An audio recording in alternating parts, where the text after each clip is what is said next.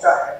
آج ہمارے درمیان ہمارے معزز مہمان گرامی جو ماشاءاللہ کئی ادارہ جات کے بانیوں میں سے ہیں اور مسلک سلف کے بہترین جو ترجمان تھے، علامہ عبدالحمید رحمانی رحمہ اللہ کے ہونہار فرزند ہے، ماشاءاللہ اس مشن کو آگے بڑھا رہے ہیں، اپنے شاگرد کو منزل کا پتہ دیتا ہے، اپنے شاگرد کو منزل کا پتہ دیتا ہے، ایسا دل بھی خدا سب کو کہاں دیتا ہے، جانتا خوب ہے یہ بہت زمانہ سارا ہے مدرس وہی جو پتھر کو زبان دیتا ہے۔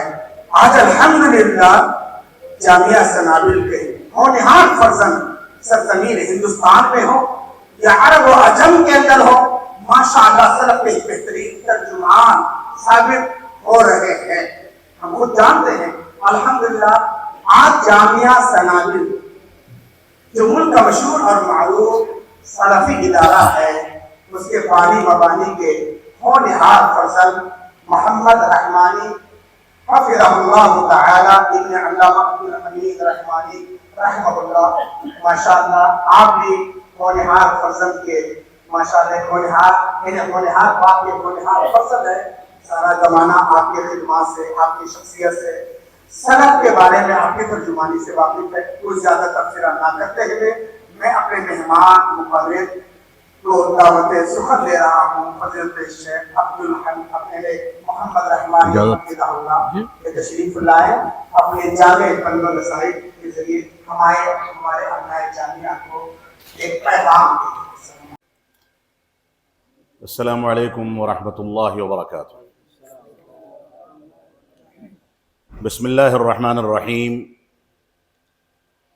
الحمد للہ رب العالمین، والصلاة والسلام علی رسولہ الکریم محمد وعلی آلہ واصحابہ اجمعین، اما بعد۔ قال اللہ تبارک وتعالی قل هذه سبیلی ادعو الی اللہ علی بصیرہ انا ومن اتبعنی، وقال اللہ تبارک وتعالی وأن هذا صراطي مستقيما فاتبعوه ولا تتبعوا السبل فتفرق بكم عن سبيله ذلكم وصاكم به لعلكم تتقون۔ عزیزان گرامی قدر، بزرگان دین، علماء کرام اور سامعین عظام، یہ میرے لیے آزمائش کا موقع بھی ہے اور ایک امتحان بھی ہے کہ علماء کرام کو مجھ جیسا ادنا طالب علم آپ ہی لوگوں کے حکم پر مخاطب کرنے پر مجبور ہو رہا ہے۔ جو لوگ یہاں موجود ہیں، مجھ کو مکمل یقین ہے کہ ان کی صلاحیتیں اور ان کی کارکردگی، ان کی شخصیت اور شریعت اسلامیہ کے علوم پر ان کی پکڑ مجھ سے کہیں زیادہ ہے، اور میں ان کے سامنے ایک طالب علم کی حیثیت سے پیش کیا گیا ہوں۔ اللہ رب العالمین ہم کو قرآن و سنت کی بنیاد پر ان باتوں کو سمجھنے اور ان پر عمل پیرا ہونے کی توفیق عطا فرمائے۔ بحیثیت شخصیت یا ذات کے میری بات کی کوئی حیثیت نہیں ہے، لیکن اگر میں قرآن و سنت کی بنیادوں پر کوئی بات کرتا ہوں تو قرآن و سنت کے احترام کی بنیاد پر ان باتوں کی اہمیت ہے اور ان کو سنا جانا چاہیے۔ اور اگر تعبیرات کی غلطی ہو جائے، کسی انداز کی غلط فکر پیش کر دی جائے تو اس کو شیطان کے بہکاوے کا نتیجہ سمجھا جائے، اور اگر قرآن و سنت اور منہج سلف کی روشنی میں کوئی بات کی جائے تو اللہ رب العالمین کے فضل و کرم اور توفیق سے اس کو اپنانے اور اس کے مطابق چلنے کی کاوشیں کی جائیں۔ یہی دنیا کا دستور ہے، یہی شریعت اسلامیہ اور اس کے دعات کا طریقہ ہے، اور یہی اسلاف امت کا پیغام اور میسج ہے جس کو لے کر کے آپ جنوبی ہندوستان کے اس عظیم الشان ادارے जामिया मुहम्मदिया राय दुर्ग से फारिग तहसील हुए और अल्लाह रब्बुल आलमीन ने आपको ये मौका इनायत फरमाया कि आप मैदान अमल में जाएं, लोगों की रहनुमाई करें, लोगों की गलतियों पर उनको टोकें, जहां अम्र बिल मारूफ का फरीजा अंजाम दें, वहीं नहीं अनिल मुनकर के फरीजे को भी अंजाम दे करके बिला किसी मलामत करने वाले की मलामत के खौफ के माशरे की इस्लाह का काम करें। आप माशरे के लिए रीढ़ की हड्डी की हैसियत रखते हैं, आपका मकाम बहुत ऊंचा और बहुत अजीम है, आप अंबिया के वारिस हैं। रब्बे कायनात ने आपको जो जिम्मेदारियां अता की हैं, ये जिम्मेदारियां इंसान की तख्लीक के मकसद की तकमील की जिम्मेदारियां हैं। ये जिम्मेदारियां कब्र में जब आपके खुद के बच्चे कंधा दे करके मनो मिट्टी नीचे आपको दफन कर देते हैं, तो यही जिम्मेदारियां उस कब्र के अंदर आपको सवालात के वक्त साबित कदमी अता करती हैं।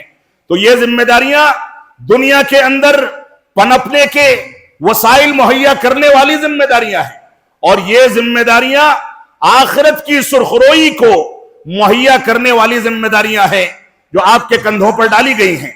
और मैं यहां पर बरमला इस बात को कहने का हकदार हूं कि जनूबी हिंदुस्तान में जो हालात तब्दील हुए हैं या हो रहे हैं, या हिंदुस्तान के जुनूब में जो हालात बनाए जा रहे हैं, इन हालात के तनाजुर में अगर देखा जाए तो जामिया मुहम्मदिया राय दुर्ग की हैसियत एक मरकजी इदारे की होनी चाहिए। ये इदारा तन्हा ऐसा इदारा होना चाहिए, यहां आने वाले तलबा जब मैदान अमल में पहुंचे तो पूरी जुर्अत के साथ कुरान और सुन्नत और मनहजे सलफ की तरवीज करने वाले शुमार किए जाएं। ये किसी मलामत करने वाले की मलामत से न घबराएं। असालीब, एहतराम, बड़ों की कद्र मंजिलत, ये सारी की सारी चीजें अपनी जगह पर मुसल्लम हैं, लेकिन किसी के एहतराम में कुरान और सुन्नत के बुनियादों को, कुरान और सुन्नत के मफहूम को और शरीयत इस्लामिया और मनहजे सलफ को नजरअंदाज नहीं किया जा सकता। सारी की सारी शख्सियतें हमारी नजर में मुहतरम हैं, लेकिन कुरान और सुन्नत का एहतराम उससे कहीं ज्यादा अजीम है। लिहाजा कुरान और सुन्नत और मनहजे सलफ की बुनियाद पर मैं समझता हूं कि राय दुर्ग के इस अजीम और कदीम इदारे को जो मरकजियत हासिल होनी चाहिए और जुनूबी हिंदुस्तान में उठने वाले फितनों का दंदाने शिकन जवाब देने के लिए यहां के उलमा और फारिगीन को मैदान अमल में आना चाहिए, उसमें कहीं ना कहीं कोई ना कोई कमी अब भी महसूस की जाती है। लेकिन कंधे आपके हैं, जिम्मेदारी आपकी है, और ये फरीजा आपका है कि आप निकलें, मस्जिदों से जुड़े, अपने पड़ोसियों से जुड़े, अहले वतन से जुड़े, हिंदुस्तान की हुकूमत और हुकूमत की मुख्तलिफ तंजीमों और कवानीन को समझें।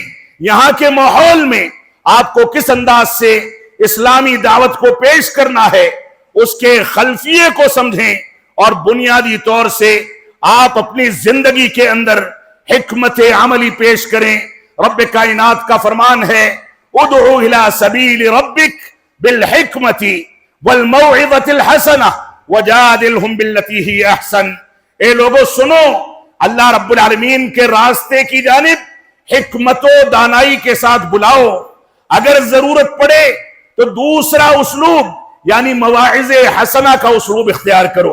अगर मजीद जरूरत पड़े तो जिदाल बिल्लती ही अहसन का उसलूब इख्तियार करो। और ये तीनों के तीनों असालीब जो दुआत इख्तियार नहीं करते, जो सिर्फ अमर बिल मारूफ और फजाइल और तौहीद के बयान तक अपने आप को महदूद रखते हैं, शिरकियात की तरदीद में दाखिल नहीं होते, बिदआत का रद्द नहीं करते, नहीं अनिल मुनकर का फरीजा अंजाम नहीं देते, वो हकीकत में इस आयत करीमा के बमिज़दाक दुआत में शुमार नहीं किए जाने चाहिए। शेखुल इस्लाम अल्लामा इब्न तैमिया रहमतुल्लाह अलैह फरमाते हैं, इस आयत करीमा में जो तीन असालीब रब्बे कायनात ने जिक्र कर दिए हैं, वो तीन असालीब इस वजह से जिक्र किए गए क्योंकि हमारा عوام الناس میں جن لوگوں سے سامنا ہوتا ہے وہ تین انداز کے لوگ ہوتے ہیں. یا تو ہماری باتیں سن لیتے ہیں، قبول کر لیتے ہیں، ان کو حکمت و دانائی کے ساتھ عام معمول کے مطابق دین کی طرف بلایا جائے. لیکن اگر وہ سنتے ہیں اور سننے کے بعد سستی اور کاہلی کا شکار ہو جاتے ہیں، لاپرواہی کرتے ہیں، آپ کی بات سنتے ہیں لیکن عملی زندگی میں اس کو نافذ نہیں کرتے، تو ایسی صورت میں ان کے سامنے مواعظ حسنہ کا اسلوب اختیار کیا جائے، ان کو بار بار وعظ و نصیحت کی جائے، واقعات سنائے جائیں، ان کے سامنے عبرتناک نتائج بتائے جائیں، قرآن و سنت کی بنیادوں پر ان کے سامنے ایسی چیزیں پیش کی جائیں کہ وہ دعوت اسلامی اور قرآن و سنت کی جانب لوٹنے پر اپنے آپ کو آمادہ کر سکیں. اور عوام الناس میں تیسرا زمرہ وہ ہے جو آپ کی بات کو ایک کان سے سنتا ہے، دوسرے کان سے نکال دیتا ہے. اور بدقسمتی یہ ہے کہ آج کے دور میں مسلمانوں کی ایک بڑی تعداد ایسی ہے جو سرکشی اختیار کرتی ہے. بخاری کی روایت بتا دی جائے تو یہ اتہام لگایا جاتا ہے کہ ان کو بخاری کا بخار آتا ہے. کوئی اپنے آپ کو مسلک و منہج کی جانب منسوب کر دے تو یہ اتہام لگایا جاتا ہے کہ ایسی صورت میں یہ انگریزوں کی پیداوار ہیں، ایسے ہیں ویسے ہیں. نہ جانے کون کون سے چیلنجز اور کون کون سے اتہامات سے یہ لوگ جوجھ رہے ہیں. تو شیخ الاسلام علامہ ابن تیمیہ رحمت اللہ علیہ کا فرمان ہے کہ تیسرا طبقہ عوام کا وہ ہے جو آپ کی باتوں میں سرکشی اختیار کرتا ہے اور باتوں کو سرے سے رد کر دیتا ہے، سننا ہی نہیں چاہتا، اس کان سے سنتا ہے دوسرے کان سے نکال دیتا ہے. یہ صورتحال اگر عوام اختیار کرے تو آپ کی ذمہ داری ہے کہ جدال باللتی ہی احسن کا اسلوب اختیار کیا جائے، احسن طریقے سے بہتر اسلوب میں ان کے سامنے حجت قائم کی جائے، بوقت ضرورت دلائل و براہین کی ریل لگا دی جائے، ان کو مطمئن کرنے کے لیے اور خاموش کرنے کے لیے آپ کے پاس مناظرات کی، بحث و تحقیق کی ایسی صلاحیت ہو کہ آپ کے سامنے کوئی باطل فکر ٹکنے نہ پائے. تو یہ تین اسالیب ہیں، آپ تینوں اسالیب کے مخاطب ہیں. اگر کوئی شخص یہ کہتا ہے کہ آج کے دور میں توحید کی فضیلت بیان کر دینا کافی ہے اور شرک کی تردید کرنے کے نتیجے میں لوگ ہم سے متنفر ہو جائیں گے، تو یہ اس کا باطل نظریہ ہے. کیونکہ شریعت اسلامیہ نے جہاں ہم کو مثبت باتوں کا حکم دیا وہیں منفی باتوں سے روکنے اور لوگوں کو اس سے دور کرنے کا بھی حکم دیا ہے. تو امر بالمعروف اور نہی عن المنکر کا فریضہ انجام دینا، یہ آپ وہ لوگ ہیں جن کو انبیاء کا وارث قرار دے کر کے اس چیز کا مکلف بنایا گیا ہے. لہذا آپ اپنی ذمہ داریوں کو سمجھیں. جنوبی ہندوستان میں منہج سلف کی ترجمانی کی شدت کے ساتھ جو ضرورت محسوس کی جا رہی ہے، اللہ کی قسم اگر آپ میں سے ایک یا ایک آدھ لوگ بھی اس کے لیے اپنی کمر کس لیں تو اس پورے خطے کی ہدایت کے لیے کافی ہے. لیکن میں نہیں سمجھتا ہوں کہ ہم انصاف سے کام لے رہے ہیں. مجھ کو اس بات کی اطلاع ہے کہ بہت سارے لوگ یہاں تک بات کرتے ہیں کہ توحید اور اخوان المسلمین کی توحید اور جماعت اسلامی اور اسی طریقے سے جماعت اہل حدیث کی توحید میں تفریق کرنا یہ ہم کو سمجھ میں نہیں آتا. توحید سب کی ایک ہے، منہج سب کا ایک ہے، اسلام سب کا ایک ہے. آپ کی ذمہ داری ہے کہ ایسی جگہ پر لاٹھی بن کر کے کھڑے ہو جائیں اور بتائیں یہاں توحید حاکمیت نہیں بلکہ توحید عبادت چلتی ہے. آپ لوگوں کے سامنے بتائیں کہ صحابہ کرام نے لا الہ الا اللہ کا مفہوم لا معبود بحق الا اللہ سے بیان فرمایا ہے. یہ آپ کی ذمہ داری ہے. آپ دیکھیں اور جہاں بھی محسوس کریں کہ یہ کوتاہی، یہ تساہل، اس انداز کی خیانت اگر کہیں بھی معاشرے میں پنپ رہی ہے تو آپ پوری ذمہ داری کے ساتھ وہاں پر تن کر کے کھڑے ہو جائیں اور کہیں کہ رب کائنات نے ہم کو اسی توحید کی تنفیذ کے لیے پیدا کیا ہے. رب کائنات نے ہمارے سامنے بیان فرمایا وما خلقت الجن والانس الا لیعبدون، کہ ہم نے انسانوں کو اور جناتوں کو محض اپنی عبادت کے لیے پیدا کیا ہے، لہذا یہ عبادت توحید کو مستلزم ہے۔ یہ عبادت توحید کے بغیر انجام دی جائے تو اس کا نتیجہ جہنم ہے، ناکامی ہے، نامرادی ہے، رب کائنات کا عذاب اور اس کی ناراضگی ہے۔ لیکن یہ عبادت توحید کی بنیادوں پر اور حقیقی منہج و مسلک کی بنیادوں پر اگر پیش کی جائے گی تو اس کا نتیجہ صراط مستقیم کے ذریعے جنت الفردوس ہے۔ میں نے 2 آیتیں آپ کے سامنے بیان کی ہیں۔ رب کائنات ارشاد فرماتا ہے، اے اللہ کے نبی صلی اللہ علیہ وسلم آپ فرما دیجئے، قل هذه سبیلی ادعو الی اللہ علی بصیرہ، اے اللہ کے نبی صلی اللہ علیہ وسلم آپ کہہ دیجئے یہ میرا سیدھا راستہ ہے، میں اس کی جانب مکمل بصیرت اور مکمل حکمت و دانائی کے ساتھ بلاتا ہوں، میں بھی بلاتا ہوں اور میرے ساتھی یعنی صحابہ کرام بھی بلاتے ہیں، میں بھی بلاتا ہوں، اور اس دین اسلام کے وہ طالبان علوم نبوت بھی بلاتے ہیں جو انبیاء کے وارث قرار پاتے ہیں، جن کے کندھوں پر قرآن و سنت کی ذمہ داریاں دی گئی ہے۔ اور یہی حکمت و دانائی تھی، یہی بصیرت تھی کہ جب تورات کو عمر بن خطاب رضی اللہ عنہ کے ہاتھ میں رسول اکرم صلی اللہ علیہ وسلم نے دیکھا، چاہتے تو مسکرا کر کے سمجھا دیتے، لیکن غضبناک ہو گئے، چہرہ سرخ پڑ گیا، یہاں تک صورتحال بنی کہ عمر بن خطاب رضی اللہ عنہ کو اس طیش کو محسوس کر کے فرمانا پڑا، رضیت باللہ ربا وبالاسلام دینا وبمحمد رسولا ونبیا۔ یہ عمر بن خطاب رضی اللہ عنہ کا اعادہ تھا، وہ اسلام سے نعوذ باللہ خارج نہیں ہوئے تھے، لیکن نبی اکرم کے اصولوں پر اعادہ کر کے آپ کو خوش کرنا چاہتے تھے کہ آج کے بعد میں انحراف پر مبنی ان چیزوں کو ہاتھ بھی لگانے کو تیار نہیں، میں ایسی چیزوں کو اپنانے کو تیار نہیں جو منہج سلف اور قرآن و سنت کی بنیادوں پر کسی انداز کا شبہات پیدا کرنے والی چیزیں ہیں۔ لہذا ہم اسی مشن کے حصے ہیں، ہماری حیثیت اس سلسلے سے جڑتی ہے، ہم امتداد ہیں اس صفہ کے چبوترے کے، جو صفہ کے چبوترے پر صحابہ کرام رسول اکرم صلی اللہ علیہ وسلم کے ساتھ بیٹھ کر کے زانو ترم مستح کرتے تھے، وہاں احادیث زبانی سنی جاتی تھی۔ آج انہی احادیث کے مجموعے کو ان جامعات کے اندر آپ کے اساتذہ آپ کے سامنے پیش کرتے ہیں۔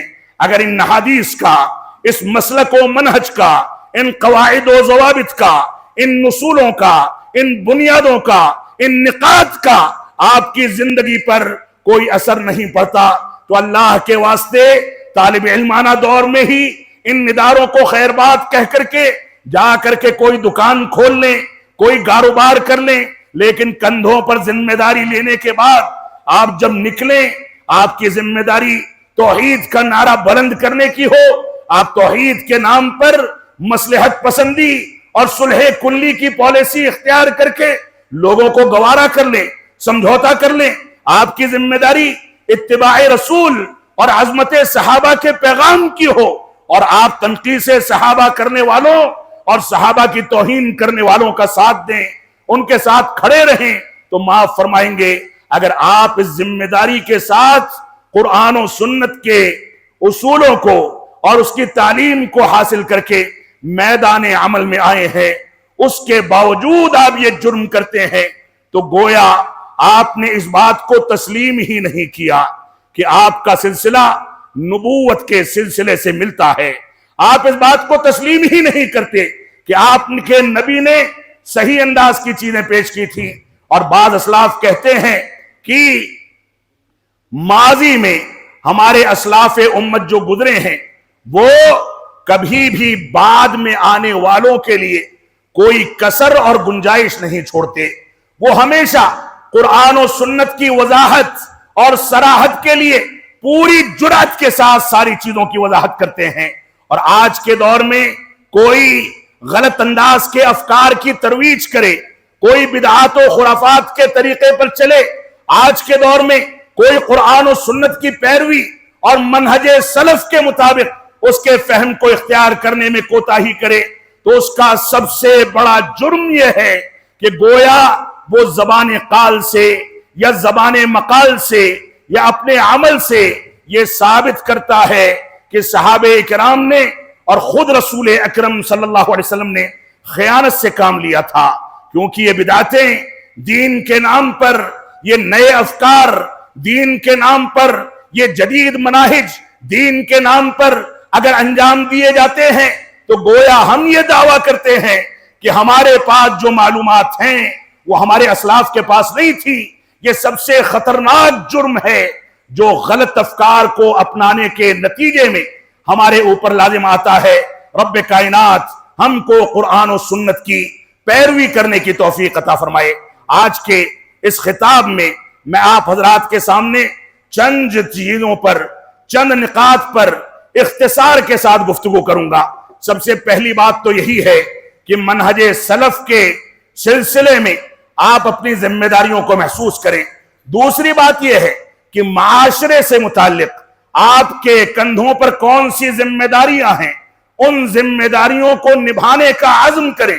تیسری بات، آپ مسلم معاشرے میں یا غیر مسلم معاشرے میں یا اپنے محلے اور اپنے گاؤں میں، اپنے شہروں میں میدان عمل میں گئے تو بقائے باہم کا اسلامی تصور کیا ہے، ڈائیورسٹی کیا ہے، آپ کو کن لوگوں کے ساتھ کیسا تعامل کرنا ہے، کن کے ساتھ کون سا سلوک کرنا ہے، وہ غیر مسلم ہوں، ہمارے مسلک کے مخالفین ہوں، بحیثیت عام انسان کے آپ کی ذمہ داریاں اور ان کے حقوق آپ کے کندھوں پر نافذ ہوتے ہیں، لہذا بقائے باہم کا تصور ہمارے سامنے ہونا چاہیے۔ اور اخیر میں تھوڑا سا اختصار کے ساتھ تبصرہ کروں گا فقہ الاقلیات پر کہ ہم کو اس معاشرے میں اقلیت کے فرد ہونے کی حیثیت سے کون سی ذمہ داریوں کو محسوس کرنا چاہیے، کون سے اسالیب اختیار کرنے چاہیے۔ یہ 3-4 چیزیں ہیں جن کو اختصار کے ساتھ آپ کے سامنے ذکر کرنے اور بیان کرنے کی جرأت کر رہا ہوں۔ رب کائنات اپنے بڑوں کے آگے زبان کھولنے کو اور اس جرأت کرنے کو میرے لیے معاف فرمائے۔ اللہ رب العالمین ہم کو منہج سلف کے مطابق آپس میں ایک دوسرے سے اتحاد و اتفاق پیدا کرنے، ایک دوسرے کے ساتھ متحد ہو کر کے اس مشن کو دنیا کے سامنے عام کرنے کی توفیق عطا فرمائے۔ تو ہم امتداد ہیں صفہ کے اس چبوترے کا جس چبوترے پر جب ابو ہریرہ آتے تھے اور رات بھر نبی آخر الزماں کی زبان مبارک سے نکلنے والے الفاظ کے بارے میں انتظار فرمایا کرتے تھے، یہ وہی ابو ہریرہ تھے جن کو آج کے دور کے بہت سارے فقہا اور بہت سارے ایسے لوگوں نے جو اپنے آپ کو فقیہ و عالم کہتے ہیں، سواد اعظم کا نعرہ لگا کر کے اپنے آپ کو اکثریت میں بتاتے ہیں، ان لوگوں نے غیر فقیہ بتا کر کے کنارے کر دیا۔ غیر فقیہ کیوں بتایا؟ ہوا پرستی کی انتہا ہے کہ جس صحابی رسول سے آمین اور رفع الیدین کی روایتیں ثابت ہوں وہ ناقابل اعتماد ہو جائے، اور آپ کا مسلک، آپ کا منہج ہر جگہ سر چڑھ کر کے بولے، یہ ناانصافی کی انتہا ہے۔ تو یہی ابو ہریرہ تھے جن کے بارے میں رسول اکرم صلی اللہ علیہ وسلم نے ایک روز فرمایا، کون ہے جو اپنی چادر کو پھیلائے میں اس کو اپنے علم سے نواز دوں، اس کو معلومات فراہم کر دوں اور ایسی معلومات دے دوں جو کبھی نہ بھولے۔ ابو ہریرہ کہتے ہیں سب لوگ اپنے کام میں مشغول تھے، میں موجود تھا، جلدی سے میں نے اپنی چادر پھیلائی، رسول اکرم صلی اللہ علیہ وسلم نے مجھ کو دعائیں دی اور فرماتے ہیں اس دعا کے بعد سے رب کائنات گواہ ہے کوئی بات سنتا ہوں تو یاد ہو جاتی ہے، بھولتا نہیں ہوں۔ یہ مقام تھا ابو ہریرہ کا۔ تو آپ ابو ہریرہ جیسے طالب علم کے وہ وارث ہیں جن کو قرآن و سنت کی ذمہ داریاں دی گئی ہیں، جن کو اس مشن کو لے کر کے آگے بڑھنا ہے اور اسی طریقے پر بڑھنا ہے جس طریقے پر صحابہ کرام نے اس مشن کو آگے بڑھایا تھا۔ پہننے کے کپڑے نہیں تھے، ओढ़ने की चादरें नहीं थी, खाने पीने का इंतजाम नहीं था, सर ढांकने का घर और मकान नहीं था, और अबू हुरैरा ही थे कि रात के वक्त हदीस रसूल के इंतजार में पड़े पड़े भूख और प्यास के नतीजे में गशी तारी होने लगती थी। जब सवेरे पिछले पहर सहाबे इकराम मस्जिद नबवी में क़यामुल लैल और ऐसे ही सलाते फज्र के लिए आया करते थे तो दरवाजे पर खड़े होकर के उनसे मांगते तो नहीं थे, क्योंकि नफ्स की गैरत थी, नफ्स की इज्जत थी, लेकिन उनके सामने भूखों और प्यासों को खाना खिलाने और पानी पिलाने की रिवायतों को जिक्र करते थे ताकि किसी को रहम आ जाए, कुछ खाने पीने का इंतजाम कर दे। आप उसी काफिले के शहसवार हैं जिस काफिले को अबू हुरैरा ने जिंदा करके आगे बढ़ाया था। आप उसी काफिले के शहसवार हैं जिस काफिले में नबी आखिरुज़्ज़मा 3-3 बार चांद देखते थे, खाने को कुछ नहीं मिलता था, पीने को कुछ नहीं मिलता था। आप उसी काफिले के शहसवार हैं जिस काफिले के बारे में अम्मा आयशा सिद्दीक़ा रज़ियल्लाहु तआला फरमाती हैं कि मरज़ुल मौत के आलम में हमारे प्यारे हबीब जनाबे मुहम्मदुर रसूलुल्लाह सल्लल्लाहु अलैहि वसल्लम के घर और छोटे से हुजरे की ताकों में थोड़ा बहुत गल्ला होता था, उसी से खाया पिया करते थे, लेकिन मरज़ुल मौत में कुछ नहीं बचा था।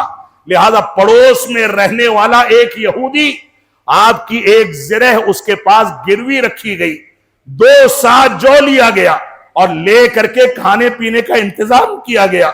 आप उसी काफिले के शहसवार हैं।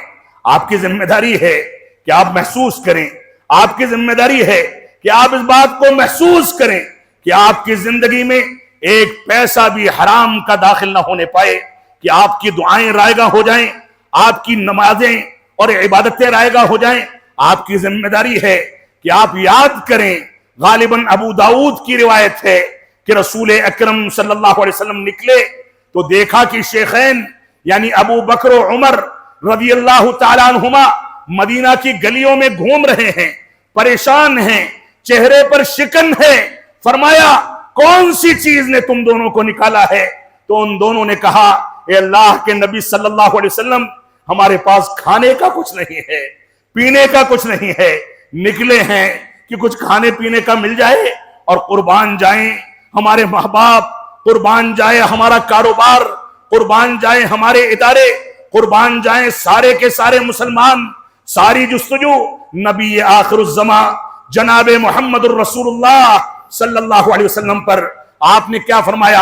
आपने फरमाया, उस जात की कसम जिसके हाथ में मेरी जान है, मुझको भी उसी चीज ने निकाला है जिस चीज ने तुम दोनों को निकाला है। मैं भी भूखा हूं, मैं भी प्यासा हूं, चलो कहीं कुछ तलाश करते हैं। जब नेमतें मिली, बकरी का गोश्त नसीब हुआ, तो आखिर में फरमाते हैं, सुम्मा लतुसअलुन्ना यौमइज़िन अनिन नईम, तुमसे इन नेमतों के बारे में आखिरत में सवाल किया जाएगा। तो आप जिस काफिले के शहसवार हैं, बड़ा पाकीज़ा काफिला है। इस काफिले पर चल पाना कोई आसान काम नहीं है।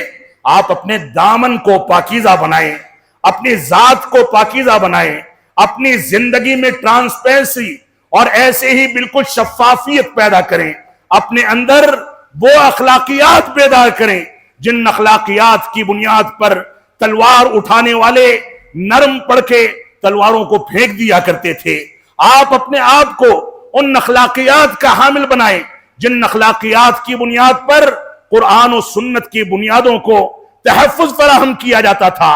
तो मैं ये कह रहा था कि अल्लाह रब्बुल आलमीन ने फरमाया, कुल हादिही सबीली अदऊ इलल्लाहि अला बसीरा। ए अल्लाह के नबी सल्लल्लाहु अलैहि वसल्लम, आप कह दीजिए, यही मेरा रास्ता है, इस रास्ते की जानिब मैं मुकम्मल हिकमतो दानाई और मुकम्मल बसीरत के साथ बुलाता हूं। मैं भी बुलाता हूं और मेरे सहाबा भी बुलाते हैं। और कोई एक मिसाल दिखा दे कि अल्लाह के नबी सल्लल्लाहु अलैहि वसल्लम ने नहीं अनिल मुनकर के फरीजे में किसी अंदाज की कोताही की हो।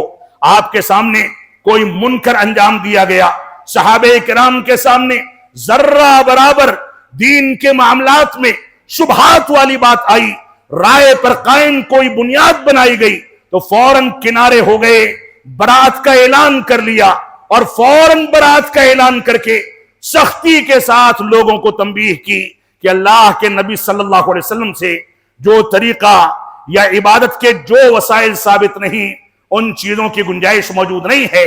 آپ عبداللہ بن مسعود رضی اللہ تعالیٰ عنہ کا وہ واقعہ دیکھیں، بغداد کی غالباً کسی مسجد میں بعض لوگ حلقہ بنا کر کے سبحان اللہ، الحمدللہ، اللہ اکبر کا ورد کر رہے تھے، دانوں پر گن رہے تھے۔ جب انہوں نے دیکھا تو فرمایا رسول اکرم صلی اللہ علیہ وسلم کی وفات کو ابھی ایک تھوڑی سی مدت گزری ہے اور تم نے دین کے نام پر نئی باتیں ایجاد کر لی۔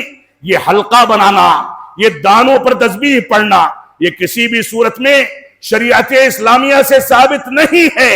عبادت وہی عبادت ہے جو ہمارے پیارے حبیب جناب محمد الرسول اللہ صلی اللہ علیہ وسلم نے بیان فرما دی، اور عبادت کے وسائل بھی وہی وسائل ہیں جن کی بنیادوں پر صحابہ کرام نے نبی آخر الزماں سے تربیت حاصل کی تھی۔ لہذا ہم کسی بھی صورت میں اپنے منہج، اپنے دین اور شریعت اسلامیہ کی بنیادوں سے سمجھوتا کرنے والے نہ بنے۔ یہ سمجھوتا کیا گیا تو ہم حکمت و دانائی کی اس صفت سے خارج ہو جائیں گے، بصیرت کی اس صفت سے خارج ہو جائیں گے۔ اس بصیرت کا تقاضا ہے کہ آپ توحید کی عظمت کو بھی بیان کریں، اور اسی بصیرت کا تقاضا ہے کہ آخرت کی آگ کی لپٹوں سے انسانیت کو محفوظ کرنے کے لیے آپ شرک کی قباحت بھی ان کے سامنے بیان کریں۔ دنیا کے اندر لوگ آپ کو برا سمجھیں، آپ پر اتہامات لگائیں، آپ کو غلط انداز کے القاب سے ملقب کریں تو کیا کریں۔ آپ کی اڑان اتنی اونچی ہے کہ آپ دنیا والوں کو صرف دنیا میں نہیں بلکہ آخرت میں بھی کامیابی سے سرفراز کرنا چاہتے ہیں۔ تو آپ صفہ کے اس چبوترے کے شہسوار ہیں جو چبوترا بڑا پاکیزہ چبوترا تھا، اور میں آپ سے یہی اپیل کرنے کے لیے حاضر ہوا ہوں کہ اللہ کے واسطے اس معاملے میں کوئی تساہل اختیار نہ کریں، کسی انداز کی مجرمانہ روش پر زندگی گزار کر کے آپ غلط اسالیب اختیار نہ کریں، دین کے نام پر سمجھوتا نہ کریں۔ تو یہ امتداد ہے صفہ کے اس چبوترے کا جس چبوترے کے وارث رب کائنات نے آپ کو بنا کر کے میدان عمل عطا کیا ہے۔ اللہ کے واسطے اس کا حق ادا کریں۔ میں آپ کے سامنے چند باتیں مزید رکھنا چاہتا تھا لیکن بات لمبی ہوتی چلی جا رہی ہے، لہذا اپنے اصل موضوع پر آ کر کے میں آپ کے سامنے قرآن و سنت کے دلائل کی روشنی میں چند باتیں پیش کرنا چاہتا ہوں۔ یہ منہج سلف کیا ہے جس کے سلسلے میں اس دور میں ایک طوفان کھڑا ہو گیا ہے۔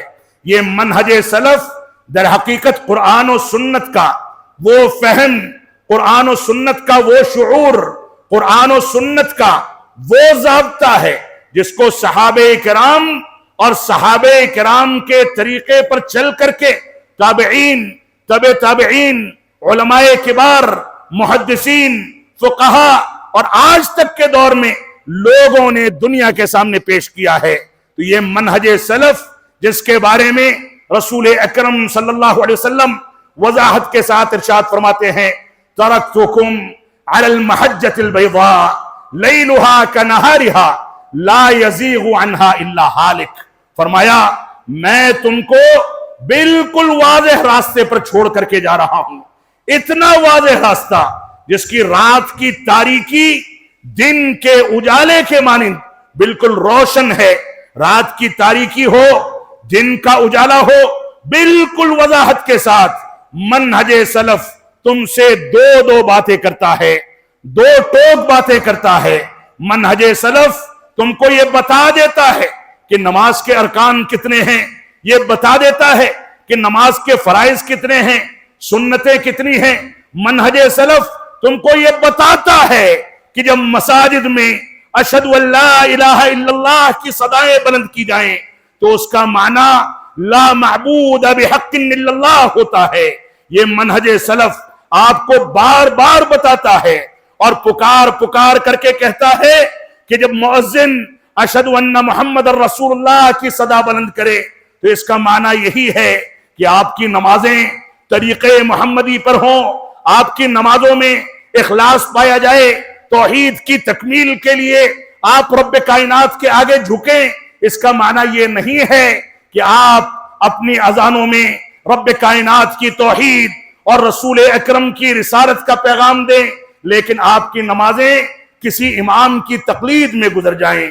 कोई हनफी नमाज पढ़े, कोई हम्बली नमाज पढ़े, कोई शाफी नमाज पढ़े, कोई मालिकी नमाज पढ़े और अशहदु अन्ना मुहम्मद रसूलुल्लाह की सदाओं की बुनियाद पर मस्जिदों में जमा होने वाले मोहम्मदी नमाज से महरूम हो जाएं।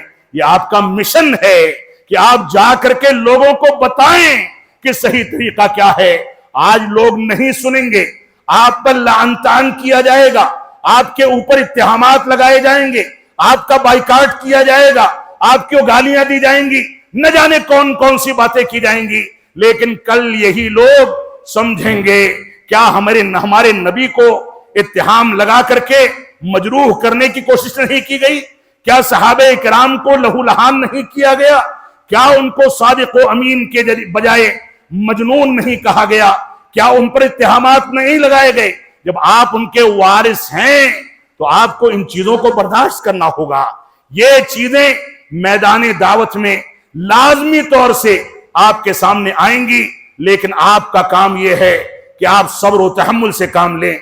अल्लाह रब्बुल आलमीन ने हमको इसी बात का हुक्म कुरान मजीद की उस आयत करीमा के अंदर दिया है जिसकी तिलावत इब्तिदा के अंदर की गई। फरमाया कुल इन व अन्ना हादा सिराती मुस्तकीमा, सूरतुल अनआम की आयत करीमा है। व अन्ना हादा सिराती मुस्तकीमा, यही मेरा सीधा रास्ता है। फत्तबिऊह, इसी की पैरवी करो। वला तत्तबिउस सुबुल, और मुख्तलिफ रास्ते जो दाएं बाएं के, अकलानियत के, इख्वानियत के, शुबहात पैदा करने के, मातुरीदियत के, राफिजियत के, खारिजियत के, अंधी तकलीद शख्सी के, ये जो रास्ते हैं, इन रास्तों की पैरवी ना करो। और आप उलमा हैं, आप जानते हैं इस आयत करीमा की शरह व तफसीर में रसूल अकरम सल्लल्लाहु अलैहि वसल्लम ने एक लकड़ी का टुकड़ा लेकर के जमीन पर लकीर खींच दी। लकीर खींच करके सीधी लकीर के बारे में फरमाया व अन्ना हादा सिराती मुस्तकीमा, ये मेरा सीधा रास्ता है, इसकी पैरवी करो।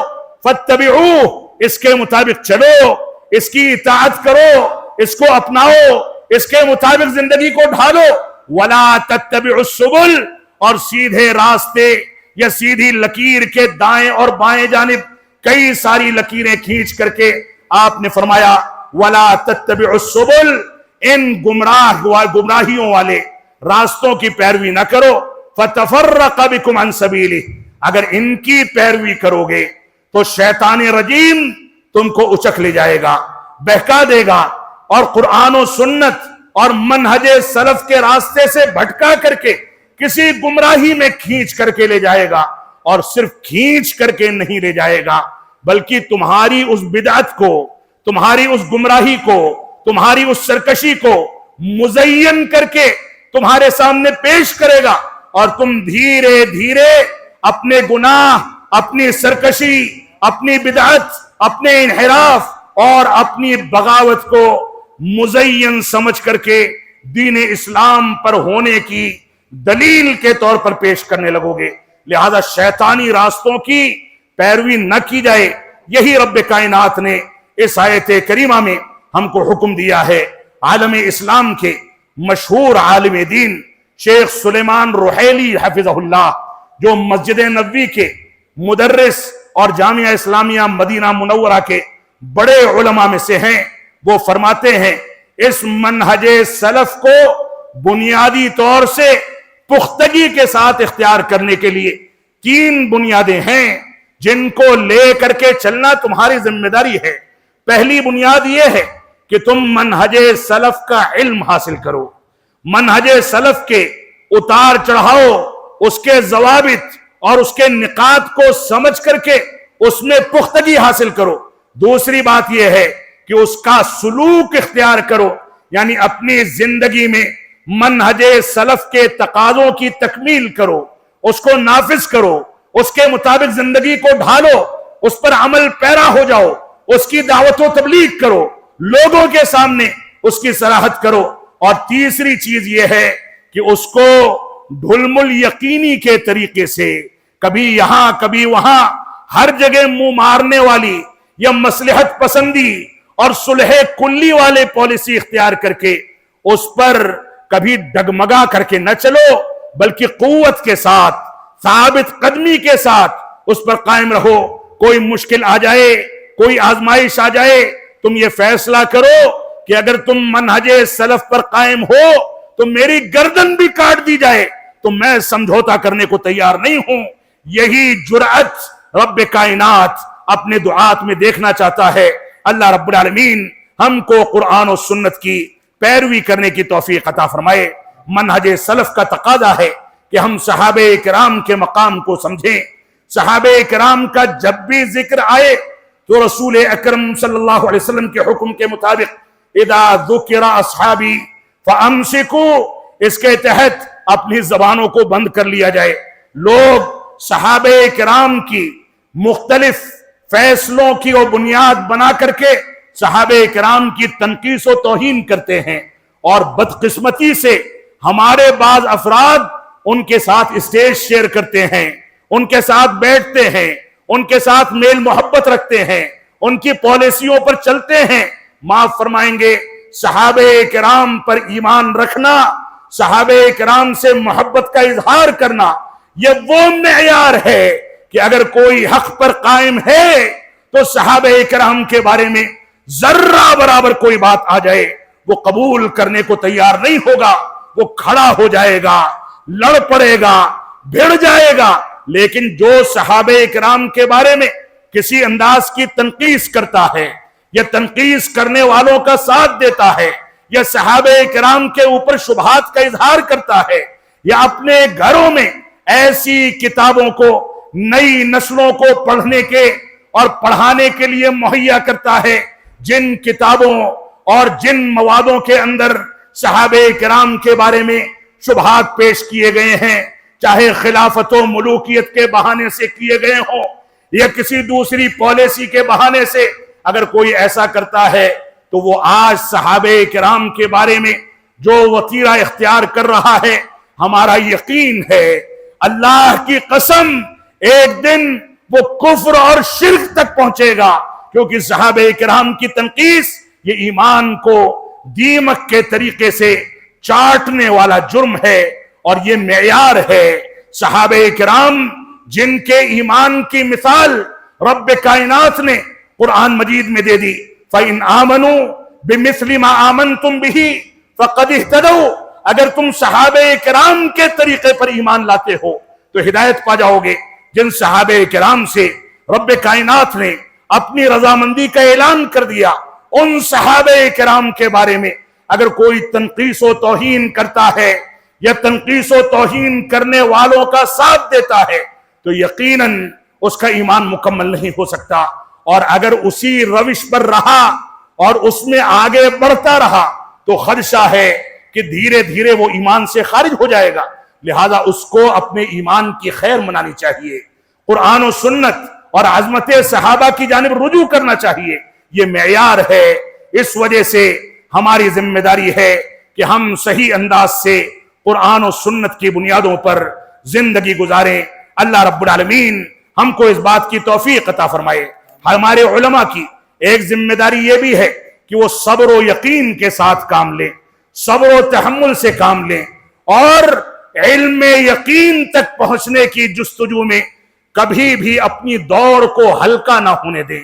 آپ اپنے شہر کے مفتی ہو جائیں، بڑے سے بڑے علامہ ہو جائیں، اپنے شہر کی بڑی مسجد کے امام و خطیب ہو جائیں، آپ کا منصب کتنا بھی اونچا ہو جائے، دنیا آپ کی جانب رجوع کرتی ہو، لیکن اللہ کی قسم آپ کمال کو نہیں پہنچ سکتے، کیونکہ کمال کی صفت یہ رب کائنات کے ساتھ خاص ہے۔ آپ کو ہر حالت میں بڑے علماء سے رجوع کرنا چاہیے، ہر حالت میں تعلیم و تربیت کے لیے اپنے آپ کو تیار رکھنا چاہیے، ہر حالت میں بڑے علماء کی جانب رجوع کر کے قرآن و سنت کی تعلیم میں 4 چاند لگانے چاہیے۔ لہذا صبر اور یقین یعنی علم میں پختگی اور آنے والی مشکلات اور آنے والے احوال پر صبر و تحمل سے کام لینا یہ آپ کی ذمہ داری ہے۔ اللہ رب العالمین نے صبر اور یقین کے بارے میں اسی وجہ سے فرمایا جو لوگ صبر اور یقین کی بنیادوں کو سمجھ لیتے ہیں، اس کے تقاضوں پر چلتے ہیں، ان لوگوں کو رب کائنات امامت کا مقام عطا فرماتا ہے، امامت کا درجہ عطا فرماتا ہے۔ لہذا ہماری یہ ذمہ داری ہے کہ ان چیزوں کو دیکھ کر کے چلیں۔ معاشرے کے اندر مرتکب کبیرہ کے تکفیر کے فتنوں نے جنم لے لیا ہے، اور نہ جانے کون کون سے فتنے اس زمانے کے اندر وجود میں آ رہے ہیں۔ اخوانیت کے نام پر، سلفیت کا نام لے کر کے دعوت و تبلیغ کرنے والوں کی بھرمار ہے، غلط عقائد کی دعوت دینے والے قرآن و سنت کے حوالے سے نہ جانے کون کون سی باتیں کرتے ہیں۔ آپ اس صف کے شہسوار ہیں جن کو تعیین کرنی ہے کہ بخار میں کون سی دوا دی جائے، کان کی بیماری کے لیے آنکھ کے ڈاکٹر کو نہ دکھایا جائے، آنکھ کی بیماری کے لیے پیٹ کے ڈاکٹر کو نہ دکھایا جائے۔ آپ کی ذمہ داری ہے کہ معاشرے کے اندر یہ انجینئرز، یہ برادرز، یہ ڈاکٹرز اور غیر علماء واعظین جو غالب ہوتے چلے جا رہے ہیں، اور ہندوستان کا جنوبی حصہ اس سلسلے میں نہ جانے کون کون سی مثالیں پیش کر رہا ہے۔ معاف فرمائیں گے، بات تلخ ہو سکتی ہے لیکن شریعت کے اصولوں پر ہے۔ ہماری ذمہ داری ہے کہ ان کا ناطقہ بند کیا جائے۔ یہ دعوت و تبلیغ کا میدان علماء کا میدان ہے۔ ہم دنیاوی میدان میں کسی علاج کے لیے کسی موچی کے پاس نہیں جاتے، جوتا سلوانے کے لیے کسی ڈاکٹر کے پاس نہیں جاتے۔ تو دین نے کون سا جرم کیا ہے کہ دین کو سیکھنے کے لیے کسی ڈاکٹر اور انجینئر سے رجوع کیا جائے، اس کے فتوے لیے جائیں؟ آپ ہیں اس میدان کے شہسوار جس کو اس ذمہ داری کو نبھانا ہے، یہ فتویٰ دینا ہے، علماء کی رہنمائی میں عوام کی رہنمائی کرنی ہے۔ آپ ہیں اس میدان کے شہسوار جن کو قرآن و سنت کی بنیاد پر لے کر کے دین کی صحیح تعبیر پیش کرنی ہے۔ رب کائنات ہم کو ان باتوں کی توفیق عطا فرمائے۔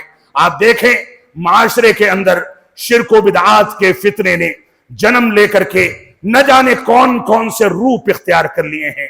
آپ کو بتانا ہے کہ کون سی چیز شرک ہے، کون سی چیز ایسے ہی کون سی چیز توحید ہے۔ آپ کو بتانا ہے کہ وحدت الوجود، وحدت الشہود اور اس انداز کے غلیظ عقائد جو کہ مختلف طریقوں سے اب جماعت اہل حدیث کے افراد کے اندر بھی داخل ہونا شروع ہو گئے ہیں، آپ وہاں پر کھڑے ہوں، کھڑکیاں بند کر دیں، دروازے بند کر دیں، مسجدوں کو محدود کر دیں، لیکن یہ فتنہ آپ کی زندگی میں داخل ہو اس کو گوارا نہ کریں۔ یہ آپ کی ذمہ داری ہے۔ آپ دیکھیں معاشرے میں بدعات کے نام پر سنت قرار دے کر کے بدعتیں انجام دی جا رہی ہیں۔ میلاد النبی کی بدعت ہو، دوسری بدعتیں ہوں، اب جماعت بھی اس موقع سے پروگرام کرانے کو اپنا فریضہ سمجھتی ہے۔ معاف فرمائیں گے اگر ہم اس رسالت سے ہٹ گئے، ہم نے ان چیزوں میں سمجھوتا کر لیا تو یہ جماعت نام کی جماعت اہل حدیث تو بچ جائے گی، لیکن بنیادیں متزلزل ہو رہی ہیں، مزید کھوکھلی ہو جائیں گی اور ہم سب اس کے مجرم قرار پائیں گے۔ لہذا آپ کی ذمہ داری ہے کہ آپ پالیسیاں مضبوط بنائیں، منہج سلف کی روشنی میں بنائیں، علماء سے رائے کر کے بنائیں، تاکہ اس پالیسیوں کے مطابق جب آپ چلیں تو آپ کا چلنا بھی سنت ہو، آپ معاملات کریں تو معاملہ کرنا بھی سنت کی تشبیہ ہو، آپ جب کسی سے لین دین کریں تو اس کے اندر بھی سنت کی جھلک نظر آئے۔ یہ جماعت اہل حدیث کے فرد ہونے کی حیثیت سے ہم سب کی ذمہ داری ہے۔ معاشرے میں عادات کے نام پر بے پردگی، بے حیائی، شادی بیاہ کے نام پر فضول خرچی، اسراف و تبذیر، طلاق، خلا اور ایسے ہی رجعت کے نام پر مکمل طریقے سے دین کی مخالفت اور نہ جانے کون کون سی چیزیں وجود میں آ رہی ہیں، ہماری ذمہ داری ہے کہ لوگوں کو بتائیں کہ حلال کیا ہے، حرام کیا ہے، لوگوں کو بتایا جائے کہ صحیح کیا ہے، غلط کیا ہے، لوگوں کو بتایا جائے کہ مطلوب کیا ہے اور منکر کیا ہے، لوگوں کو بتایا جائے کہ معروف کیا ہے اور برائی کیا ہے۔ یہ آپ کی ذمہ داری ہے، آپ اسی میدان کے شہسوار ہیں۔ آج ہمارے معاشرے میں نشہ آور چیزوں کو مختلف نام سے متعارف کرا کر کے لوگوں کو اس کا عادی بنایا جا رہا ہے۔ سود کی مختلف شکلیں ایسی ہیں جس میں خود جہل کی بنیاد پر ہمارے علماء تک گرفتار ہوتے چلے جا رہے ہیں۔ آپ کی ذمہ داری ہے کہ آپ لوگوں کو بتائیں کہ سود کیا ہے اور حلال کیا ہے۔ سود کی ادنا سے ادنا قسم یہ ہے کہ ایک شخص اپنی ماں کے ساتھ زنا کرے، کیا آپ اس کو رواج دے کر کے اس بات کو گوارا کر سکتے ہیں؟ ہماری ذمہ داری ہے کہ انکار منکر کے فریضے کو علماء کرام کی رہنمائی حاصل کر کے، مطالعہ کر کے، اس کی تحقیق تک اور گہرائی تک پہنچ کر کے دنیا کے سامنے متعارف کرایا جائے۔ رب کائنات نے آپ سے یہ مطالبہ نہیں کیا ہے کہ آپ کوئی کانفرنس کریں، کوئی جلسہ کریں، لیکن آپ کو ایک ایسا ہتھیار دیا گیا ہے، ہفتہ واری ایسی کانفرنس دی گئی ہے جو جمعہ کے خطبے کی شکل میں آپ کے ہاتھوں میں تھمائی گئی، اور یہ ایسی کانفرنس ہے جس پر رب کائنات نے وجوب کا فتویٰ لگا رکھا ہے کہ ہر مسلمان کو پہنچ کر کے آپ کی باتیں سننی ہیں۔ آپ اپنے اندر اسالیب پیدا کریں اور انکار منکر کو اپنے ممبر و محراب کی زینت بنا کر کے لوگوں کے سامنے صراحت کریں کہ ہماری ذمہ داریاں کیا ہیں۔ بچوں کی اسلامی تربیت کے بارے میں آج تساہل کی انتہا ہو چکی۔ ہم ماڈرن اسکولوں میں بڑے فخر کے ساتھ بچوں کو بھیجتے ہیں، منی اسکرٹ پہن کر کے ہماری بچیاں جاتی ہیں، نہ جانے کون کون سی تہذیبیں اختیار کی جاتی ہیں، اس پر پورا سرمایہ برباد کیا جاتا ہے، اور نتیجہ کیا نکلتا ہے؟ نتیجہ یہ نکلتا ہے کہ بچے آتے ہیں تو کرسمس مناتے ہیں، بچے آتے ہیں تو غیر اللہ کے کلام پر گفتگو کرتے ہیں، لیکن باپ مر جائے تو بچہ ٹک ٹکی مار کر کے اپنے بغل والے کو دیکھتا ہے کہ صلاۃ جنازہ کیسے ادا کی جا رہی ہے۔ یہ صورتحال ہے ہمارے معاشرے کی۔ ہمارے بچوں کو نہ نماز کے احکامات پتہ ہیں، نہ جنازے کا طریقہ پتہ ہے، نہ پانی پینے کے آداب پتہ ہیں، نہ توحید کے تقاضوں کا ان کو علم ہے، نہ اتباع رسول اور محبت رسول کے بارے میں ان کو جانکاری ہے۔ آپ اس میدان کے شہسوار ہیں کہ آپ کو نئی نسل کو اسلامی تعلیمات سے متعارف کرانا ہے، ان کو بتانا ہے کہ اسلام کیا ہے اور کفر کیا ہے، ان کو بتانا ہے کہ توحید کیا ہے اور شرک کیا ہے، ان کو بتانا ہے کہ سنت کیا ہے اور بدعت کیا ہے۔ آپ یہ نہیں کریں گے تو آخرت میں جواب دہی بڑی مشکل ہونے والی ہے۔ آپ سے بھی سوال کیا جائے گا کہ میں نے موقع دیا، سرمایہ داروں نے سرمایہ لگایا، مفت کا کھانا ملا، آرام و آسائش والا ہاسٹل ملا، بڑے آرام کے ساتھ تدریس کا بندوبست ہوا، صحیح بخاری کا درس لیا۔ آپ پوچھیں اپنے اساتذہ سے کہ بخاری جب چلے تھے اور محدثین جب چلے تھے تو حدیث کو طلب کرنے کے راستے میں کون کون سی مشکلات کا سامنا نہیں کرنا پڑا تھا۔ بھوکے رہتے تھے، پیاسے رہتے تھے، پیروں میں چھالے پڑ جایا کرتے تھے۔ یہاں تک صورتحال ہے، بعض محدثین نے لکھا ہے کہ بعض محدثین ایسے بھی ہیں کہ طلب حدیث کے فریضے کے لیے جب نکلے تو راستے میں پیاس کی وجہ سے خطرہ تھا کہ جان نکل جائے گی، تو اپنا ہی پیشاب کسی برتن میں کر کے اس کو پی لیا۔ یہ قربانیاں تھی ہمارے اسلاف کی۔ تب آپ آرام کے ساتھ قال اللہ اور قال رسول کی صداؤں کو سنتے ہیں، بڑے آرام سے آپ کہہ دیتے ہیں کہ رواہ البخاری، رواہ مسلم، بہت آسان ہے۔ آپ ان کی قربانیاں دیکھیں۔ آپ کی ذمہ داریاں بڑی عظیم ہیں، ان ذمہ داریوں میں کوتاہی نہ کریں۔ اللہ رب العالمین آپ کو ثابت قدمی عطا فرمائے۔ بہت ساری چیزیں ہو سکتی ہیں، لیکن میں خطاب کو سمیٹنا چاہوں گا۔ آپ کی ذمہ داری یہ ہے کہ آپ میثاق مدینہ کو سامنے رکھیں۔ رسول اکرم صلی اللہ علیہ وسلم نے یہودیوں سے कैसे मीसाक किया, कैसे मुआहिदा किया। आप मीसाक मदीना को सामने रख करके बकाए बाहम का शऊर और फहम पैदा करें। आप यहां पर डायलॉग का रास्ता इख्तियार करें, हुकूमतों से, हुकूमत के जिम्मेदारान से, पुलिस वालों से, सरकारी ओहदेदारान से उलझने और आर पार की पॉलिसी इख्तियार करने का कोई फायदा नहीं। कोई इस पर मुझको एजेंट कह दे या कुछ भी इत्तेहाम लगाता रहे, लेकिन डायलॉग और बातचीत के जरिए जिन मसाइल को हल किया जा सकता है वो मसाइल दूसरे तरीके पर हल नहीं किया जा सकते। और तन्हा सलफी मकतबे फिक्र और सलफी मनहज, तन्हा वो मनहज है जो खुल करके इस बात का फतवा देता है कि सलफी मकतबे फिक्र और मनहज में मुजाहिरात की और सड़कों पर निकल करके शूरो गुआ करने की गुंजाइश मौजूद नहीं है। ये मुजाहिरात हमारे मनहज में हराम है। लिहाजा आपके सामने कोई मुश्किल आती है, इलाके की पुलिस थाने में जाएं, वहां के जिम्मेदारान से गुफ्तगू करें, बात ना बने आप उनको मेमोरेंडम दें, तहरीर पेश करें, फिर भी बात ना बने आप वजारत दाखिला तक अपनी आवाज को तहरीरी शक्ल में पहुंचाएं, फिर भी बात ना बने तो वजारत उज़्मा में पहुंचाएं, सदर जमहूरिया को पहुंचाएं, फिर भी बात ना बने तो अदालतों के रास्तों को खटखटाएं, दरवाजों को खटखटाएं। या आपके लिए कानून के दायरे में रहते हुए मसाइल को हल करने के वसाइल हैं, जिस पर बदकिस्मती से ये जज्बाती मुसलमान अमल नहीं करता है। उसको सीधे आर पार की बात करनी आती है, सीधे इत्तेहाम लगाना आता है, बदजनी पालनी आती है। लिहाजा डायलॉग का दरवाजा खोला जाए।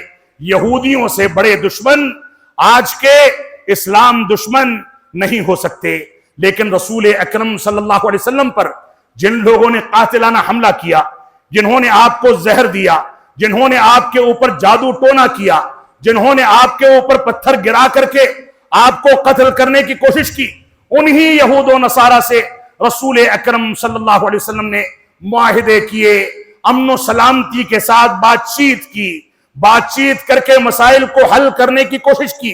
तो मीसाक मदीना आपके सामने होना चाहिए, जिसके बहुत सारे निकात हैं, उसकी तफसील में मैं आपके सामने नहीं जाना चाहता। रब्ब कायनात ने फरमाया, या अय्युहन्नास इन्ना खलकनाकुम मिन ज़करिन व उन्सा वजअलनाकुम शुऊबन व क़बाइल लितआरफू। ए लोगो, ईमान वालों को मुखातब नहीं किया है, पूरी इंसानियत को मुखातब करके रब्ब कायनात ने फरमाया कि हमने तुमको एक मर्द और एक औरत से पैदा किया। कोई किसी भी मजहब और धर्म को मानने वाला हो इसका इनकार नहीं कर सकता। सारे धर्मों में, सारी तहजीबों में, तमाम ममालिक में, गांव और देहात में, शहरों में और दुनिया के हर खित्ते में इसी तरीके पर नई नस्ल आगे बढ़ती है, एक मर्द और एक औरत के जरिए से। रब्ब कायनात ने इंसानों को मुखातब करके फरमाया, उसके बाद फरमाया वजअलनाकुम शुऊबन व क़बाइल लितआरफू। हमने तुमको मुख्तलिफ कबीलों में और मुख्तलिफ ग्रोहों में तकसीम कर दिया।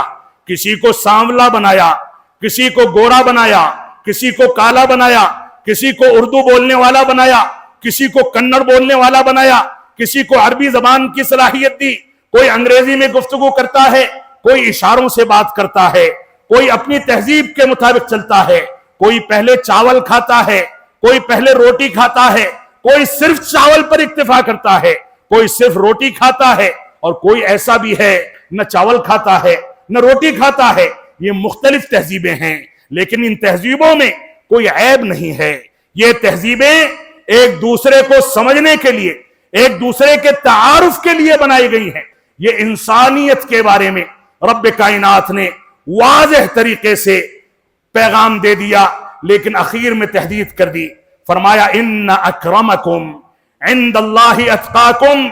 सुन लो, कितने भी कबीलों में तकसीम हो जाओ, कोई भी तहजीब इख्तियार कर लो, किसी भी जबान में गुफ्तगू करो, कैसे भी जिंदगी गुजारो, लेकिन तुम्हारा मेयार इज्जत व तकरीम का एक ही मेयार रखा गया है। वो मेयार क्या है? तकवा और परहेजगारी। और माफ फरमाएंगे, ये तकवा नहीं अनिल मुनकर के बगैर हासिल नहीं हो सकता, ये तकवा अम्र बिल मारूफ के बगैर मुमकिन नहीं हो सकता। یہ تقوی منہج سلف کی بنیادوں کو اپنائے بغیر حاصل نہیں ہو سکتا۔ تو فرمایا تم نے سب سے زیادہ عزت دار وہ ہے جو سب سے زیادہ رب کائنات سے ڈرنے والا ہے۔ بقائے باہم میں، باہمی زندگی میں انسان کی تکریم اور احترام کی بات کہی گئی۔ اسی طریقے سے اللہ رب العالمین نے انسان کے لیے بھائی چارے کی بات کہی، عقیدے اور مذہب کی آزادی دی گئی کہ دلائل کی بنیاد پر ایک دوسرے کو قانع کرو، لیکن کوئی کسی پر زبردستی نہیں کر سکتا، جبر نہیں کر سکتا کہ تم میرے مسلک و مذہب میں داخل ہو جاؤ۔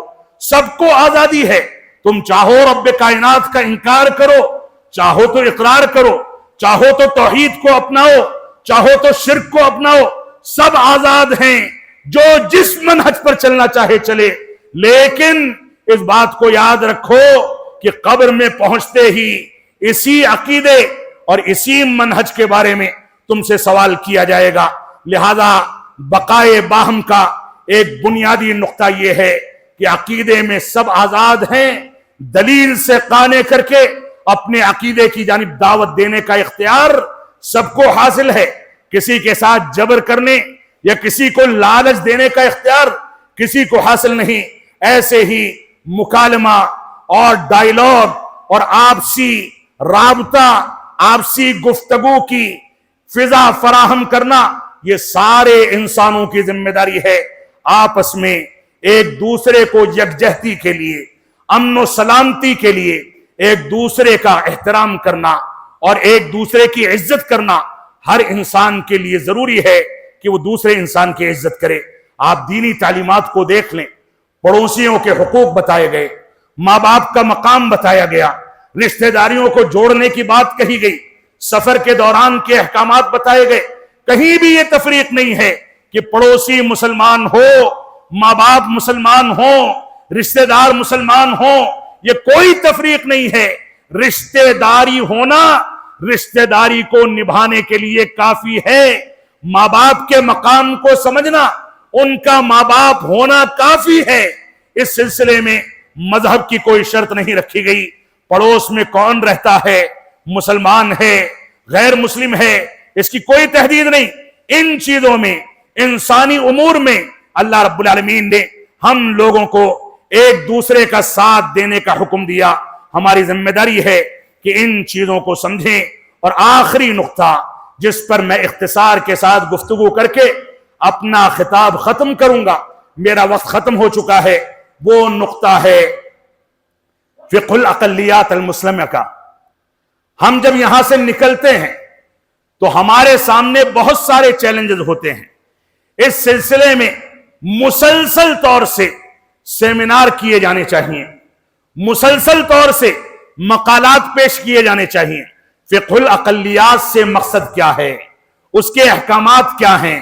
آپ جہاں مائنارٹی میں یا اقلیت میں زندگی گزارتے ہیں، دوسرے مذاہب کے لوگوں کا غلبہ ہے، وہاں مسلمانوں کی ذمہ داریاں کیا ہیں، ان چیزوں کے بارے میں مستقل طور سے شریعت اسلامیہ نے تفصیلی گفتگو کی ہے۔ شریعت اسلامیہ نے غیر مسلموں کے حقوق بتائے، شریعت اسلامیہ نے انسانی بنیادوں پر ایک دوسرے کے احترام پر ابھارا، شریعت اسلامیہ نے سچائی کے ساتھ کام لینے کا حکم دیا، شریعت اسلامیہ نے ہم کو اس بات کا حکم دیا کہ تم عدل و انصاف سے کام لو، چاہے تمہارا کوئی دشمن ہو تو دشمنی میں عدل و انصاف کا دامن چھوٹ جائے، یہ رب کائنات کو گوارا نہیں ہے۔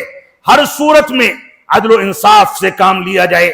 تو فقہ الاقلیات میں ایک بنیادی ضابطہ یہ ہے کہ لوگوں سے حرج اور جن چیزوں میں شریعت کی بنیادوں پر گنجائش موجود ہے کہ ایسا بھی کر لیا جائے، ایسا بھی کر لیا جائے، ان چیزوں میں زیادہ نکیر نہ کی جائے، لوگوں کو چھوڑ دیا جائے۔ جہاں منکر کے انکار کا مسئلہ ہے وہاں لوگوں کو روکا جائے، لیکن جہاں گنجائش موجود ہے وہاں اختلافات کو ہوا نہ دی جائے اور آسانی کا ضابطہ اختیار کیا جائے۔ یہ بنیادی چیز ہے۔ ایسے ہی اس بارے میں ہمیں یہ بھی سمجھنا چاہیے کہ موقع اور محل کے لحاظ سے فتوے اور زمانے کی تبدیلی کے لحاظ سے فتوے بدل جاتے ہیں۔ جو فتوے سعودی عرب کے علماء نے سعودی عرب کے ماحول کے بارے میں دے رکھے ہیں، ضروری نہیں کہ ان کو ہندوستان میں نافذ کرنے کا بھی امکان موجود ہو بھی سکتا ہے اور نہیں بھی ہو سکتا۔ کچھ فتوے ایسے ہو سکتے ہیں جو جنوبی ہندوستان میں چل سکتے ہیں لیکن مشرق میں نہیں چل سکتے، وہاں کا مزاج دوسرا ہے۔ لہذا وقت اور زمانے کی تبدیلی کے ساتھ فتووں کی تبدیلی کی فقہ اور اس کے فہم پر غور و تدبر کرنا یہ بھی علماء کی ذمہ داری ہے۔ ایسے ہی اس سلسلے میں انتخابات کا مسئلہ ہے، ہم ووٹ ڈالیں نہ ڈالیں، ایک طبقہ ایسا ہے جو ووٹ ڈالنے کو حرام کہتا ہے۔ علامہ ابن عثیمین رحمت اللہ علیہ اپنے فتوے میں صراحت کے ساتھ ذکر کرتے ہیں کہ ایسے ممالک جہاں ووٹ اقلیت کی طاقت ہوتی ہے، اگر اتحاد و اتفاق کے ساتھ مسلمان ووٹ ڈال دیں تو دو برائیوں میں سے کم بری چیز منتخب کر سکتے ہیں، یا دو بری طاقتوں میں سے کم بری طاقت منتخب کر سکتے ہیں، تو ان کے اوپر ووٹ ڈالنا واجب ہے۔ کیونکہ اگر اپنی طاقت کا استعمال نہیں کریں گے تو ایسی صورت میں دوسرے عناصر غالب آئیں گے اور اس کے بعد وہ آپ پر ظلم و جور کریں گے۔ لہذا ووٹ کی طاقت کا استعمال ہندوستان کی فضا میں اور سعودی عرب کی فضا میں مختلف ہے، وہاں حکم کچھ اور ہے، یہاں کا حکم کچھ اور ہے۔ لہذا اس چیز کو سامنے رکھتے ہوئے ہماری ذمہ داری ہے کہ اس چیز کو سمجھیں۔ ایسے ہی ایک قاعدہ یہ ہے کہ الضرورۃ تبیح المحظورات، کہ ضرورت کی چیزیں کبھی کبھار ایسی چیزوں کو جائز کر دیتی ہیں جن چیزوں کے بارے میں جواز کی گنجائش موجود ہو سکتی ہے، صریح شریعت کی مخالفت نہ ہو بلکہ فقہا نے گنجائش رکھی ہو تو ضرورت کے تحت ان چیزوں کو کبھی کبھار جائز کیا جا سکتا ہے۔ ایسے ہی ایک ضابطہ یہ ہے کہ عرف اور عادات میں بہت ساری چیزیں ایسی ہیں جو اسلامی ممالک میں حرام ہیں لیکن اقلیتوں کے لیے ہندوستان جیسے ممالک میں وہ جائز ہیں۔ جیسے یوم آزادی کا اہتمام سعودی عرب کے علماء کا، شیخ عبدالعزیز بن عبداللہ بن باز رحمت اللہ علیہ کا عید وطنی کے بارے میں ناجائز ہونے کا فتویٰ آج تک موجود ہے، لیکن ہندوستان میں اقلیات کی فقہ کے تحت اگر ہم سال میں ایک بار بھی اپنی تاریخ کو زندہ نہ کریں تو ایسی صورت میں ہماری تاریخ مٹا دی جائے گی، اور اگر ان چیزوں کا اہتمام نہ کیا جائے تو اگلے دن ہمارے خلاف کارروائیاں اور سختیاں شروع ہو سکتی ہیں۔ لہذا ہندوستان جیسے ملک میں فقہ الاقلیات کے تحت اس طرح کی چیزوں کا اہتمام کرنا یہ جائز ہے۔ ہماری ذمہ داری ہے کہ اعمال کے نتائج پر گہری نظر رکھ کر کے اس کے مطابق فتویٰ دیں، اس کے مطابق لوگوں کی رہنمائی کریں۔ ایسے ہی ہماری ذمہ داری یہ ہے کہ جن ممالک میں اسلامی حکومتیں قائم نہیں ہیں ان ممالک میں اپنے جماعت کے ان باشعور علماء کو جو قرآن و سنت اور منہج سلف کے مطابق زندگی گزارتے ہیں، اسی کے مطابق فیصلہ کرنے کی قدرت رکھتے ہیں، ان کو اپنا قاضی یا حاکم کے درجے میں رکھ کر کے دینی امور میں ان کی رہنمائی حاصل کی جائے اور ان کی رہنمائی میں زندگی گزاری جائے۔ لیکن بدقسمتی یہ ہے کہ مسلمان قوم دنیا کی ساری اقوام سے سب سے باغی قوم ہے۔ کسی کی بات مان لے تو وہ مسلمان کس بات کا، اور مسلمانوں میں جماعت اہل حدیث اپنے بڑوں کی بات مان لے تو وہ اہل حدیث کس بات کا۔ علماء بیزاری کے جس فتنے نے ہماری جماعت کو دیمک کے طریقے سے چاٹ لیا ہے، معاف فرمائیں گے یہ ہم نے اچھا فیصلہ نہیں کیا ہے۔ علماء پر اعتماد کریں، ان کا احترام کریں، ان کی عزت نوائی کریں اور ان کی تکریم کریں۔ یہی علماء آپ کی آخرت کی سرخروئی کا راستہ پیدا کرتے ہیں، اس کی رہنمائی کرتے ہیں۔ لہذا ہماری ذمہ داری ہے کہ ہم صحیح انداز سے قرآن و سنت کی پیروی کریں۔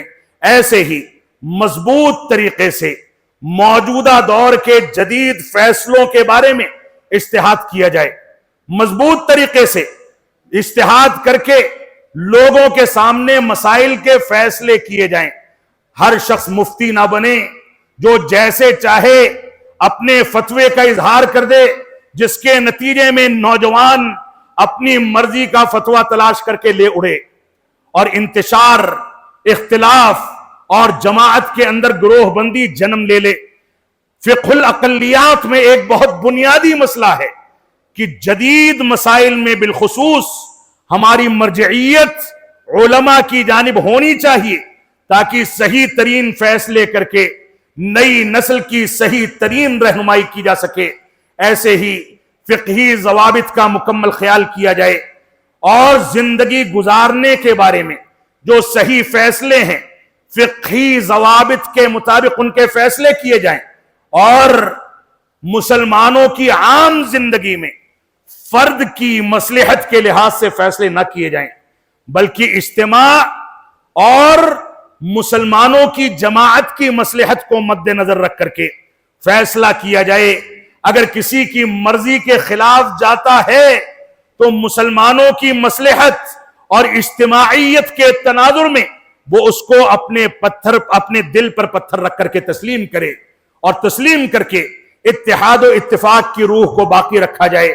آسانی کی ترکیبیں اگر شریعت کی گنجائش کے مطابق موجود ہیں تو ایسی صورت میں ان کو اختیار کیا جائے اور لوگوں کی ضرورتوں کی تکمیل کے لیے راستے نکالے جائیں. یہ چند چیزیں تھیں جن کا تذکرہ اختصار کے ساتھ میں نے آپ کے سامنے کر دیا. رب کائنات ہم کو قرآن و سنت کی پیروی کرنے کی توفیق عطا فرمائے. اللہ رب العالمین ہم کو منہج سلف پر استقامت حاصل کر کے اس کے تقاضوں کی تکمیل کرنے کی توفیق عطا فرمائے. رب کائنات ہم کو اس بات کی توفیق عطا فرمائے کہ معاشرے میں جو چیلنجز سر اٹھا رہے ہیں ہم اس کا اسلامی تعلیمات کی روشنی میں حل پیش کر کے اس کی اصلاح کرتے رہیں. رب کائنات ہم کو جہاں امر بالمعروف کی توفیق عطا فرمائے وہیں نہی عن المنکر کے فریضے کو انجام دینے اور ملامت کرنے والوں کی ملامت سے خوف نہ کھانے کی توفیق عطا فرمائے. رب کائنات ہندوستان جیسے ملک میں ہم کو بقائے باہم کی فقہ کو سمجھنے، فقہ الاقلیات کو سمجھنے کی توفیق عطا فرمائے. ہم جب تک جئیں تب تک اسلام پر جئیں، جب ہمارا خاتمہ ہو تو ایمان پر ہو. وصلی اللہ علی نبینا محمد وعلی آلہ وصحبہ وسلم. والسلام علیکم ورحمۃ اللہ وبرکاتہ. آئیے جواب مردہ اب کوئی وہ بے باقی، آئیے جواب مردہ اب کوئی وہ بے باقی، اللہ کے شعروں کو باقی نہیں ہوا. کتنا جامع پیغام تھا ہم علماء کرام کے نام. اللہ تعالی ہم سب کو شعر کے ایک ایک لفظ پر غور کرتے ہوئے عمل کی توفیق عطا. چٹانیں چور ہو جائے جوانوں، یہ صدائیں آ رہی ہیں آپ شاروں سے، جوانوں یہ صدائیں آ رہی ہیں آپ شاروں سے، چٹانیں چور ہو جائے جو آسمان سبب پہلا. اگر ہم عزم جذب کے ساتھ یہاں سے اٹھیں گے اور اس پیغام کو اپنے معافی زمین کے ذریعے قوم ملک کے سامنے پیش کریں گے انشاءاللہ ساؤتھ کے اندر بھی بہت سارے محمد رحمانی پیدا ہو سکتے ہیں انشاءاللہ. اللہ تبارک و تعالی ہمارے سب کی فضا میں بھی ایسی جاری شخصیات کو اللہ تعالی فرمائے.